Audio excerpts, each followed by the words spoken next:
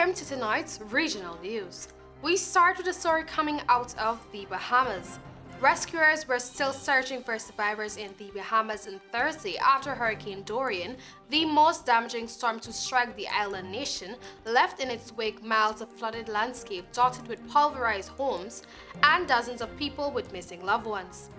Prime Minister of the Bahamas, Herbert Minnis, estimated that some 60% of Bahamians have experienced damages to their homes.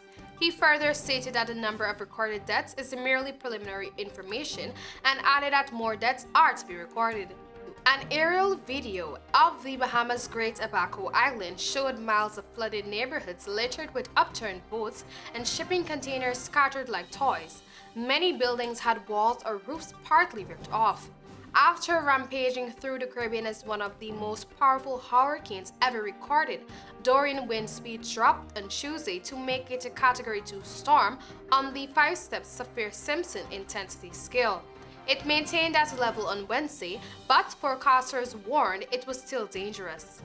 Early Wednesday, the National Hurricane Center decreed that a disturbance off the African coast had earned the name Gabrielle.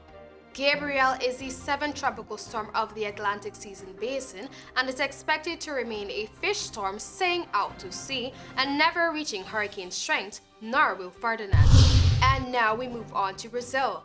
Brazil's biggest ever corruption investigation, which jailed dozens, including former President Michel Temer, has been threatened over the past week by a Supreme Court ruling and pushback from politicians seeking to curb investigative powers. For the first time, justices of the top court have annulled a corruption conviction by the judge who oversaw the probe, current Justice Minister Sergio Moro, setting a precedent that prosecutors fear could undo up to 143 other convictions. Investigators in the probe, known as Operation Car Wash, are already on the defensive after leaked messages appear to show Moro collaborating with prosecutors on their case against jailed former President Luiz Inácio Lula da Silva. Lula's lawyers and supporters are demanding a retrial, while Moro has denied any wrongdoing.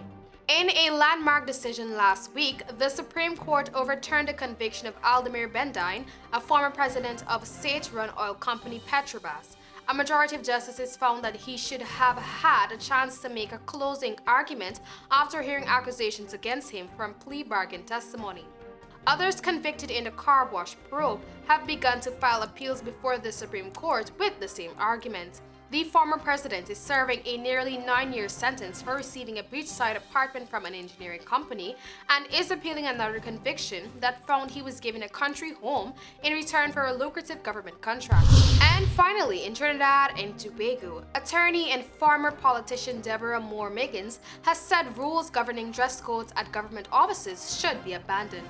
She was speaking last Thursday at a panel discussion on emancipation, None But Ourselves Can Free Our Minds, hosted by the Tobago Writers Guild and Tobago Library Services at Scarborough Library. The event was part of the Guild's monthly lectures. Moore Miggins, who moderated the discussion, said she visited Florida, United States, several months ago and noticed that not much attention is placed to the dress codes at government offices. She added that the staff in the office were very professional and stated that little attention is paid to what persons traversing in their offices wear. She further stated, "But here, we have people telling you that you can't go past the desk with the security unless you go back home and put on all kinds of these things." Moore Miggins said a friend also told her of a situation in which she had to reprimand a security guard for allowing a woman dressed in a miniskirt to do business when there were no rules against such a dress code at the institution. The security guard, Moore Miggins said, had earlier told her friend that she could not conduct her business in short pants, which Moore Miggins finds revolting. And that was all for tonight's regional news. Thanks for joining us.